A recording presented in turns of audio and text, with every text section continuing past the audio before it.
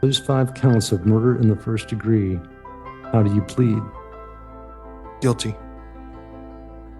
I intentionally and after deliberation caused the death of each victims listed in those counts. The victims in this case deserve the ultimate punishment, 5 consecutive life sentences. 1 life sentence for each murder victim. We're glad that this part of this journey is over. And the justice being sought for them and for our community as a whole. Every day is just a recovery. This cannot be forgotten. We see you, we remember you, and we will be here for you. And good evening, and thank you for joining us for Denver 7 News at 6 on this Monday. I'm Ann Trujillo. The Club Q mass shooter will spend life in prison for last November's shooting in Colorado Springs.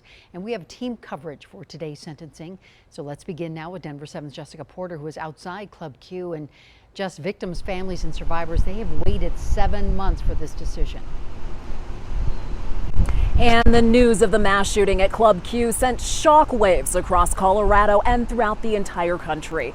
On the night of November 19th, an early morning hour of the 20th, the shooter, Anderson Lee Aldrich, walked here into Club Q and began firing an AR-15 style semi-automatic rifle in all directions. 5 people were killed, 17 others were hurt. Attorneys say today's guilty plea spares victims' families and survivors a long and painful trial. Denver 7's Rob Harris was at today's sentencing and joins us live with the details. Rob? Yeah, and Jessica, the district attorney tells us that he accepted this plea deal in large part because he wanted to avoid the possibility of a long trial, which could have been agonizing for the victims to be dragged through. At the same time, he wanted to make sure that the shooter would spend the rest of their life behind bars.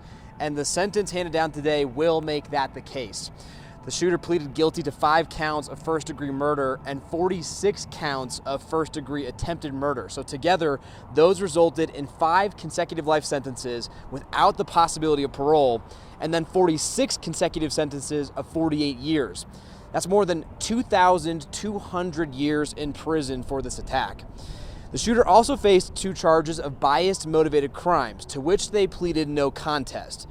The district attorney tells me that the no contest plea wouldn't have made any difference from a guilty plea in terms of the sentence outcome, but he did call the shooter cowardly.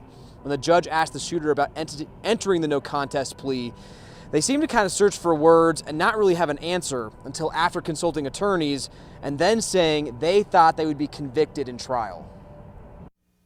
He's a coward. And the comments and his actions in court today belie that idea, that he's a coward. That's why he struggled, coming up with the words and the justification for why he was taking a plea.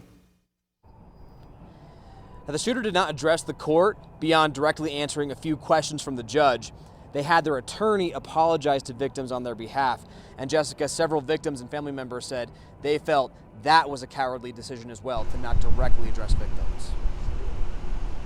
Strong words. And Rob, we heard from some victims' families who said today's sentence did not go far enough to hold the shooter accountable, and it's reopening conversations about capital punishment here in Colorado.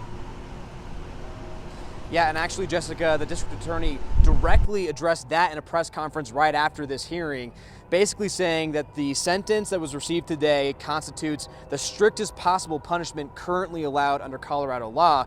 But he also says that cases like this are why he personally believes the state should bring back the death penalty. The death penalty still matters. Cases like this are why the death penalty should exist in the state of Colorado. The victims in this case deserve the ultimate punishment that the law can provide. And they were robbed of that by changes in the law just a few short years ago. Now, the FBI did confirm that it is opening its own investigation into possible federal charges stemming from this Club Q attack. That could, in theory, bring back the possibility of the death penalty at the federal level. Having said that, the district attorney tells us today that given the guilty plea from the shooter, that could make it slightly less likely and that the death penalty could be reached at a federal level, even if those charges were brought. Jessica? It was an absolutely heinous and appalling crime. Thank you, Rob. Let's go now to Denver 7's Colette Bordelon. Colette, today was an emotional day for victims' families as well as survivors, some also echoing the DA's calls for the death penalty here. Many of these survivors, like you guys were saying, they've been waiting 7 months. Whether or not it felt like that time flew by or it felt like that November night was just yesterday. This was a day in court that they had been waiting for, but unfortunately now they're reeling. They're having to decompress. This doesn't end their trauma. So some of the survivors, like Ashton Gamblin, who was working at the door on the night of that shooting, she was shot 9 times. And while she doesn't think that the death penalty might necessarily apply in all cases, she wishes it did in this one. That way the shooter would have to sit there and think about when they would die every day. I kind of wish this was a death penalty state, not because I want him to die, but I would like him to sit in a jail cell not knowing when he's going to die or what his last breath might be. Life in prison right now is as good as I'm going to get, and I'll take that. Life in prison, yeah, it just doesn't feel like enough. Nothing would feel like enough for this kind of a crime, I'm sure. And as people work to move forward, not move on, that's definitely not what they're doing, Club Q is trying to build a memorial at the exact same building where this shooting happened. For us, this can never be forgotten. The souls that were lost there, the shining lights that were lost there must be remembered. And by us building a memorial on that site, anyone that enters there, anyone that drives by us there, a kid 20 years from now will know that something happened here. And obviously, in a city like Colorado Springs, which has historically been more conservative, a space like Club Q is essential. Live in Colorado Springs, Colette Bordelon, Denver 7.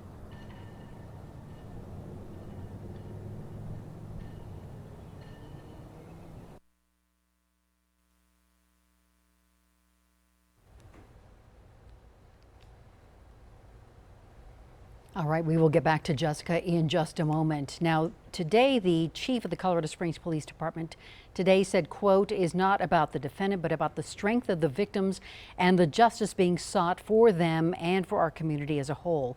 So we want to take a moment to remember the 5 victims lost that night in November. Daniel Aston worked as a bartender at Club Q. A friend and former coworker described him to us as unapologetic and very strong and proud. Derek Rump, bartender at Club Q, a friend of Derek's, told us everyone loved him and he loved everybody. Kelly Loving was 40 years old. Her sister said Loving was a, quote, good person. She was loving and caring and sweet. And Ashley Paw leaves behind a husband and daughter. She worked at a nonprofit helping foster children find loving homes, including those within the LGBTQ community. Raymond Green Vance was celebrating a birthday with family and friends that night at Club Q, and his family said although he was not a member of the LGBTQ community, he was supportive.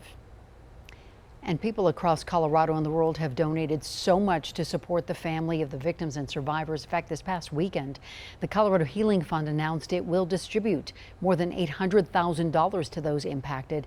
And that brings the total amount of donations given to victims to more than $3.2 million. Of course, we will continue to follow up on the Club Q shooter sentencing throughout this newscast and as well tonight on Denver 7 News at 10. You can also keep up with all of our coverage on our website, denver7.com. We also have links to verified donation sites to help victims, families, and survivors. Tonight, Aurora police